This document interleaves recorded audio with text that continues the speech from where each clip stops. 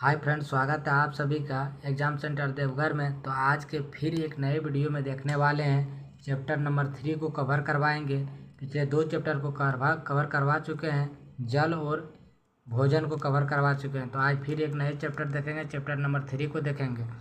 तो चलिए स्टार्ट करने से पहले अगर आप लोग नए हैं तो चैनल को सब्सक्राइब कर लें और वीडियो को शेयर करें और लाइक करें। आपने आपने रस्सी या तार पर टांगे कपड़े को हिलते देखा होगा।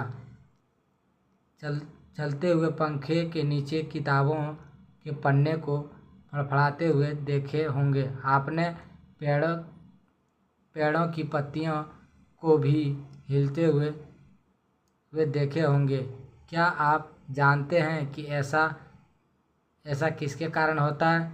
कह रहा है कि जो है पेड़ हिलते हुए देखे होंगे, अगर पंखा चल रहा है तो किताब उड़ते हुए देखे होंगे। ये सब किसके कारण हो रहा है ये पता है?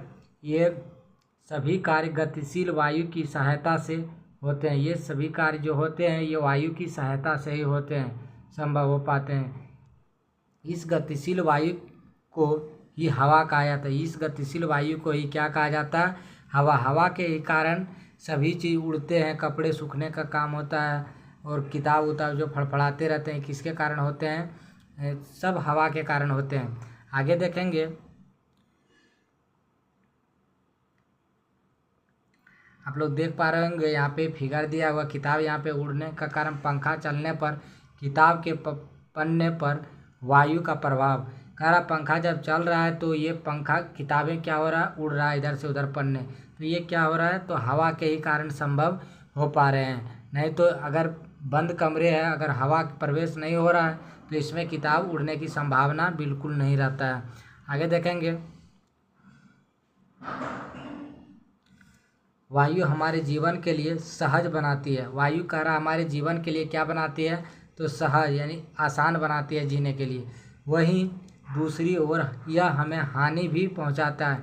कहता हमारे जीवन के लिए वायु एक अहम भूमिका निभाता है, वहीं दूसरी ओर क्या है? तो हम लोग को हानि भी पहुंचा सकती है। वायु की सहायता से निष्पासन ओसाना विधि द्वारा हल्के भूसे को भारी अन्न कणों से अलग करते हैं। कह रहा अनाज को एक मतलब जैसे भूसा वगैरह हो गया उसको उड़ाने में भी सहायता होता है। जैसे अगर हवा चल रहा है अधिक तो जो भारी वस्तु है वो नीचे बैठ जाएंगे और जो हल्की वस्तु है वो ऊपर उड़ते रहेंगे वो हवा के थ्रू। आगे देखेंगे, फिर आपने ध्यान दिया होगा कि तूफान के समय वायु काफ़ी तेज़ी गति से चलती है। कभी कभी वायु की गति इतनी तेज़ हो जाती है कि यह पेड़ पौधे भी उखाड़ देती है।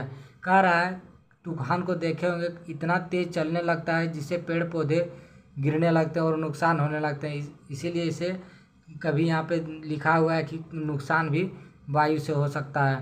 तथा कच्चे फलों, घरों, छपरों भी उड़ा कर ले जाती है। कह रहा घर में जितने जैसे अल्वेस्टर हो गया, खपड़े हो गया या जिस चीज़ का भी है उसको उखाड़ देती है अगर तेज़ हवा चल रहा है या आंधी वगैरह आ रहा है तो। आगे देखेंगे प्रश्न को, उखाड़ देती है, कच्चे फलों एवं छपरों को भी उखाड़ देती है। वायु के प्रभाव समझने के लिए आइए फिरकी से खेलते हैं। आइए फिरकी को देखते हैं, फिरकी है क्या? तो देखते हैं फिरकी को।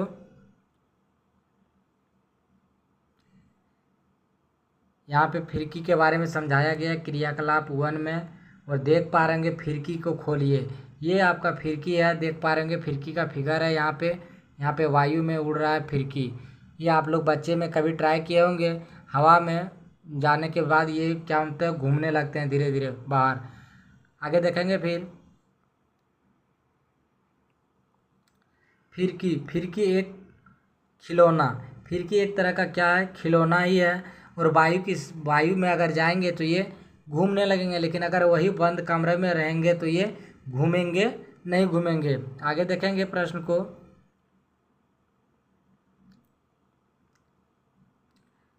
फिरकी एकत्रकार एक फिरकी बनाइए और फिरकी के साथ बंद कमरे में जाइए उसके बाद कह रहा है कमरे के पंखे को बंद कर दीजिए।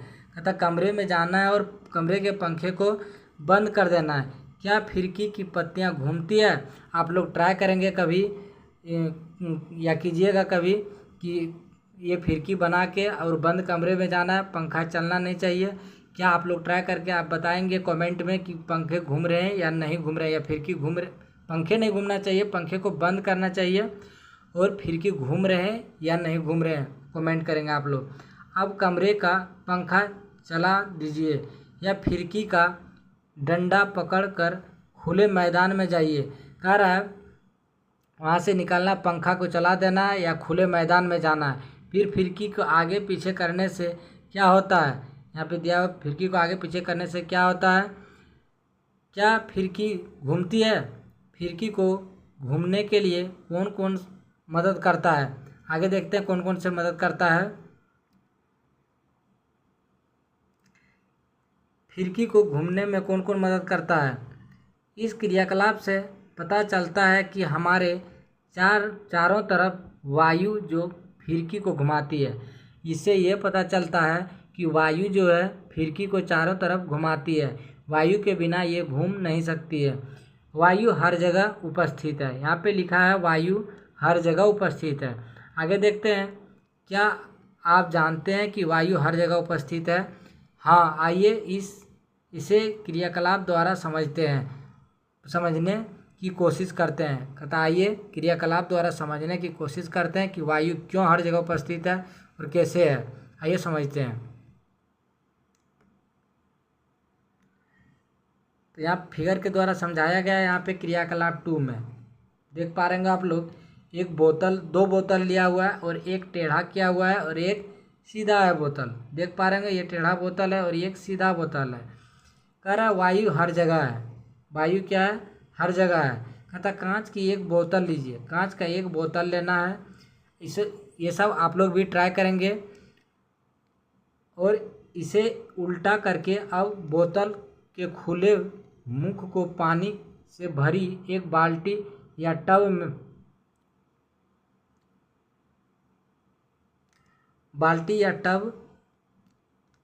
में डुबाएं। क्या पानी बोतल में भरता है? कह रहा है सीधा रखना है बोतल को और पानी में डुबाना है। इस तरह सीधा ही बोतल रखना है और पानी में डुबाना है। अब देखेंगे क्या पानी भर रहा है और उसके बाद दूसरा बोतल को डुबाना है। दूसरा बोतल को किस तरह डुबाना है तो थोड़ा यहाँ पे देख लेते हैं। अब कह रहा दूसरे बोतल को डुबाना है। अब बोतल को थोड़ा तिरछा कीजिए और देखिए क्या अब पानी बोतल में जा रहा है। अब देखेंगे बोतल में कुछ बुलबुले बाहर आ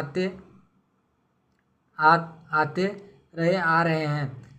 सनसनाहट जैसी आवाज़ भी सुनाई पड़ती है।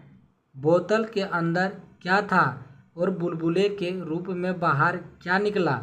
अब देखेंगे यह वायु थी जो बोतल में भरी थी। कह रहा है आप लोग देख पा रहे होंगे फिगर, यहाँ पे ये जो फिगर है इसमें सीधा ऐसे करने से इसमें पानी अंदर प्रवेश बोतल में नहीं कर रहे हैं। क्यों? क्योंकि इसमें वायु भरे हैं। और ये थोड़ी सी तिरछी करने के बाद इससे जो बोतल में वायु भरे हैं वो धीरे धीरे बुलबुले के थ्रू बाहर निकल रहे हैं और जितना स्थान वायु घेरे हैं उसके स्थान पर जल जा रहे हैं। इसीलिए जल अंदर जा रहे हैं। इसमें जल अंदर नहीं जा रहे हैं। आगे देखेंगे, इससे ये पता चलता है कि बोतल में वायु भरा है और वायु भी स्थान को घेरती है। जैसे आप कभी बैलून को फुलाए होंगे तो बैलून को फुलाते समय बैलून देखेंगे छोटे से बड़े हो जाते हैं। तो इससे ये पता चलता है बैलून धीरे धीरे आकार में बड़े हो जाते हैं। तो इससे पता चलता है कि वायु भी अपना स्थान घेरती है। आगे देखेंगे,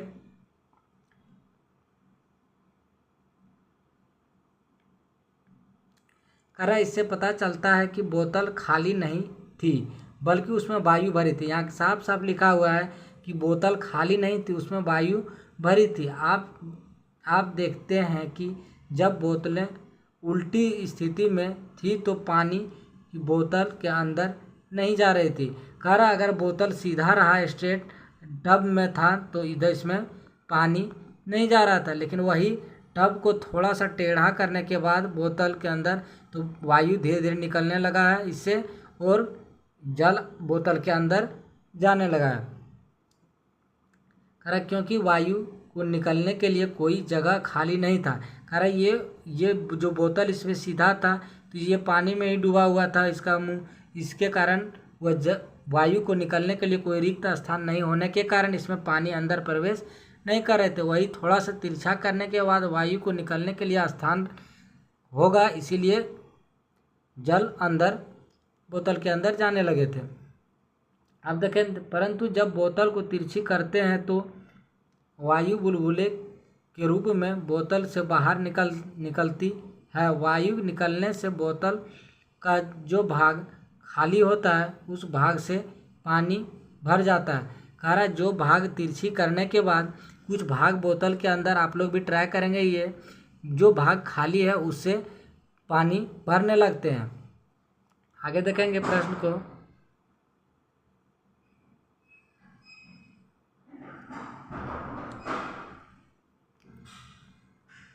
इससे पता चलता है कि बोतल के अंदर वायु थी।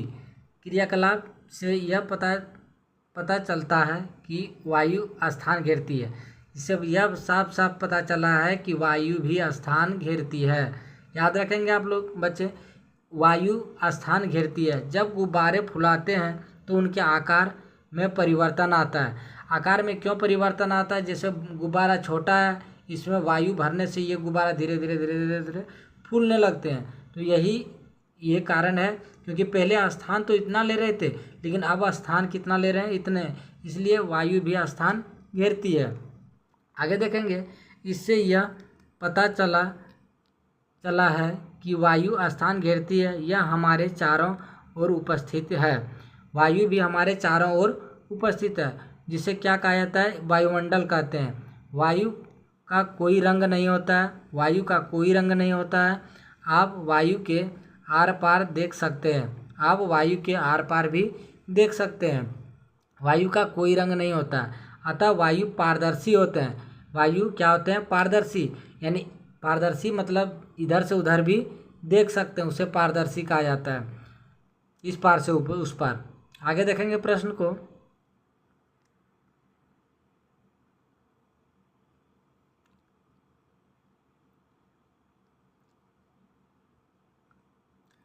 आगे देखेंगे, कह रहा है प्रश्न, आगे देखेंगे प्रश्न को।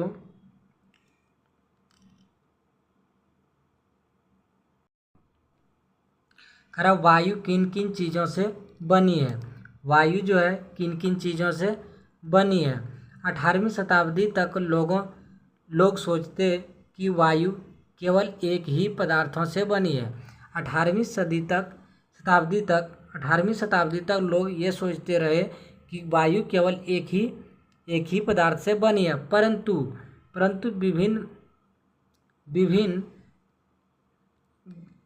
विभिन्न प्रयोग से यह सिद्ध हुआ कि वायु अनेक गैस का मिश्रण है।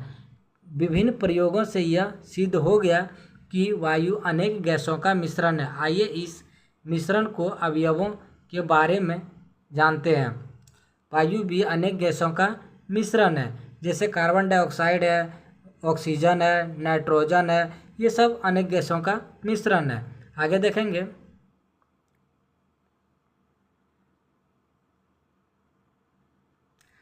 कह रहा है वायु में जल की उपस्थिति। वायु में जल की उपस्थिति के बारे में देखेंगे। बरसात के दिनों में कागज पर नमक खुला रखने पर कुछ समय के बाद क्या होता है? आप पाएंगे कि नमक के आसपास कागज गीला हो जाते हैं। आप लोग देखे होंगे कि बरसात के दिनों में अगर कागज पे नमक रख देंगे तो कुछ समय के बाद कागज गीला हो जाते हैं। ऐसा क्यों होता है? तो देखते हैं, यहाँ पे देख रहे होंगे वायु हर जगह है, वायु हर जगह है।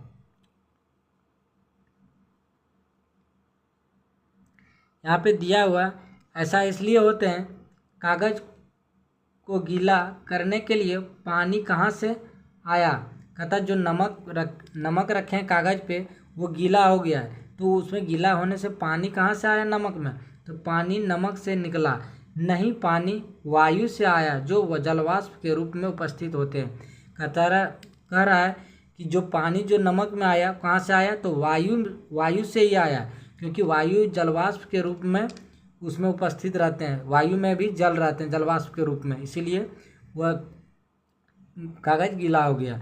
जब वायु किसी ठंडे पृष्ठ के संपर्क में आती है तो उसकी उपस्थिति जलवाष्प ठंडी होकर संघनित हो जाता है। कह रहा है जब वायु किसी ठंडे पृष्ठ से संपर्क में आती है तो इसमें उपस्थिति जलवाष्प ठंडी होकर संघनित हो जाता है तथा जल की बूंदें पृष्ठ पर दिखाई देती है।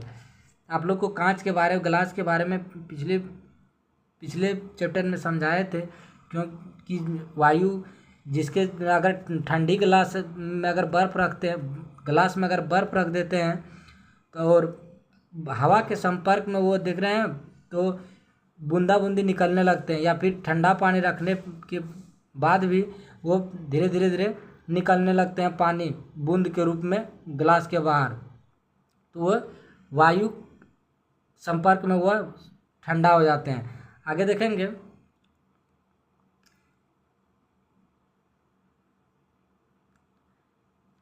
ठंडे शरबत से भरे गिलास के बाहरी सतह पर पानी की बूंदें क्यों दिखाई देती है। कहता ठंडे शरबत भरे गिलास के बाहर सतह पर पानी की बूंदें क्यों दिखाई देती है।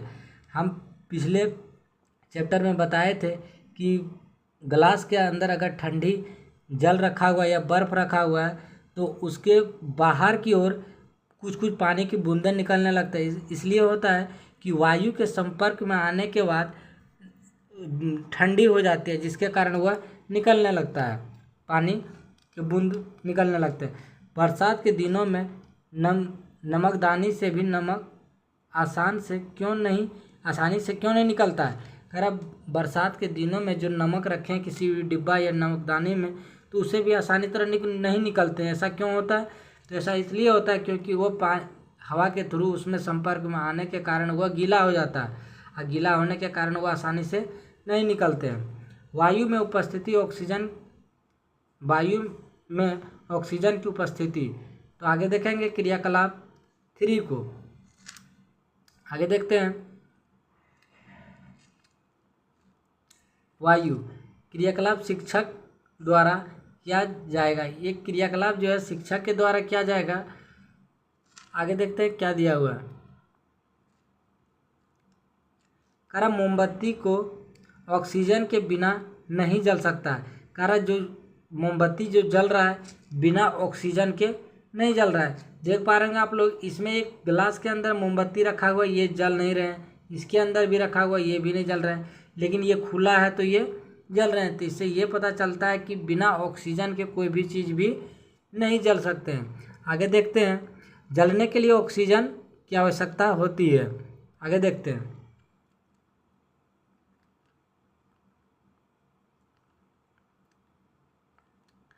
करा 3 समान आकार की मोमबत्ती जलाइए। एक मोमबत्ती को छोटे गिलास से दूसरे मोमबत्ती को बड़े गिलास से ढकिए तथा तीसरे मोमबत्ती को खुला रखिए। कुछ देर बाद क्या देखेंगे, जिन मोमबत्तियों को छोटे गिलास से ढका गया है वह जल्दी बुझ जाती है। बड़े गिलास से ढकी मोमबत्ती कुछ देर बाद बुझती है, जबकि जिस मोमबत्ती को नहीं ढका गया है वह जलती रहती है। यहाँ कहा गया है, यहाँ पे फिगर में समझाया गया है, ये 3 मोमबत्ती को लेना है, एक को छोटे गिलास में रखना है, एक को छोटे गिलास में, दूसरे को बड़े गिलास में रखना है और तीसरे को खुला छोड़ देना है। कारण दूसरा भी बुझ जाता है, ये भी बुझ जाता है, ये जलता रहता है। ऐसा क्यों होता है, तो आगे देखते हैं।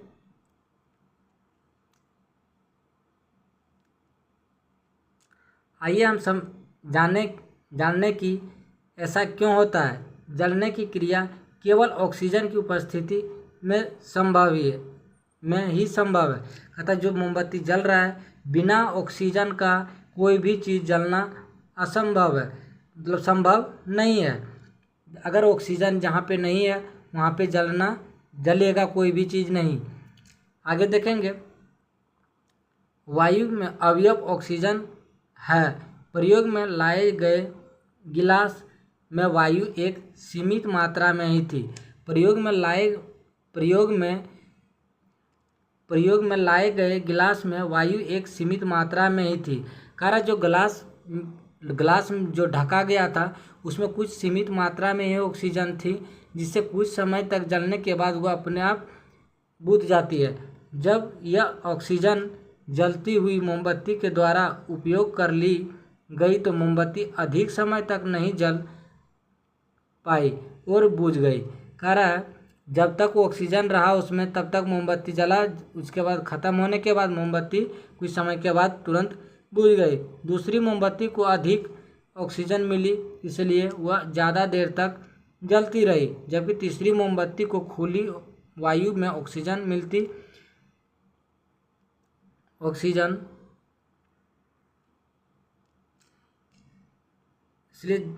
खुली ऑक्सीजन मिलती रही।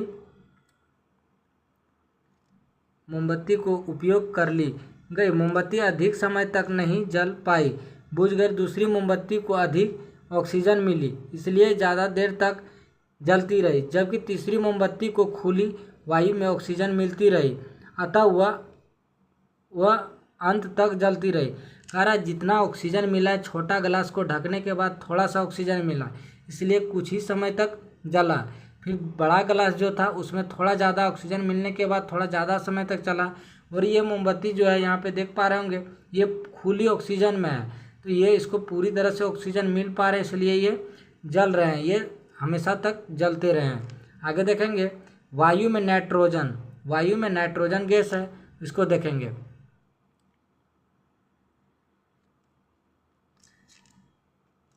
क्रियाकलाप 3 में आपने देखा कि मोमबत्ती के बुझने के बाद भी वायु एक बड़ा भाग अब भी गिलास में रह जाता है। ऐसा इसलिए होता है कि वायु कुछ अवयव जलने की सहायक नहीं होते हैं।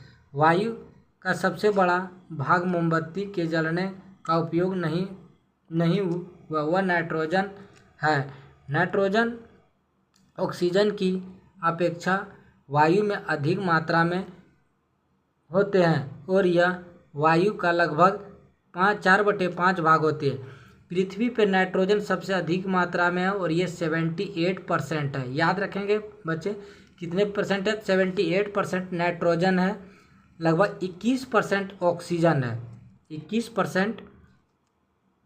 21% जो है ऑक्सीजन है, O2 है ऑक्सीजन, और 78% नाइट्रोजन है। याद रखेंगे आप लोग, नाइट्रोजन है।